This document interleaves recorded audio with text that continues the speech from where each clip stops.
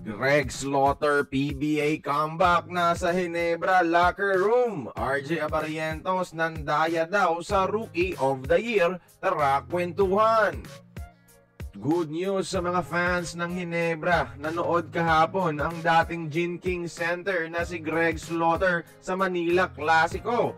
At binisita niya pa mismo ang locker room ng dating kupunan na Ginebra at nakipag-usap sa mga staff at players. Nang in-interview si Greg dito, inamin niya na target na niyang bumalik sa PBA ngayong taon after maglaro sa MPBL. At aminado ang 7-footer na gusto nitong magbalik sa Ginebra.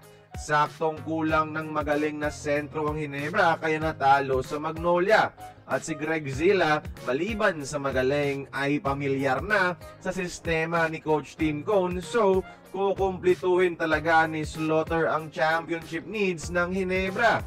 At saktong free agent ngayon si Slaughter dahil 2022 pa nag-expire ang kontrata sa Northport.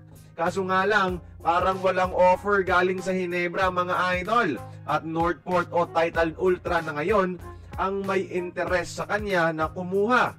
Kahit gusto pa ni Greg mga idol, mukhang ayaw na ng Ginebra. Mga Ginebra fans dyan, anong masasabi nyo dito? Dapat bang bigyan ni Boss Al ng second chance si Greg Zilla? Samantala, panalo naman sa Rookie of the Year itong Ginebra guard, RJ Abarientos. Kaso medyo controversial, marami ang hindi sang-ayon dito.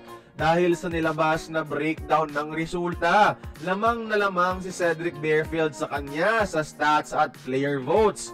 Mga objective basis mga idol sa galing ng isang rookie. Stats don't lie, and syempre yung mga players credible voters dahil sila ang nagkakaharap sa court. Alam nila kung sino ang mas magaling at para sa kanila si Barefield yon. Pero dahil may media voting, nakuha ni RJ ang boto nila at ni isa walang nakuha si Cedric, 0. Kaya nahabol pa at nanalo sa award itong si RJ. Maraming nagsasabi na bias ang media sa Ginebra at kaya Barrientos. Kung walang media vote mga idol, si Barefield sana ang Rookie of the Year. Kaya kayo mga idol, tingin nyo, deserving winner ba si RJ Abarientos? Join the conversation, magkomento lamang sa ibaba.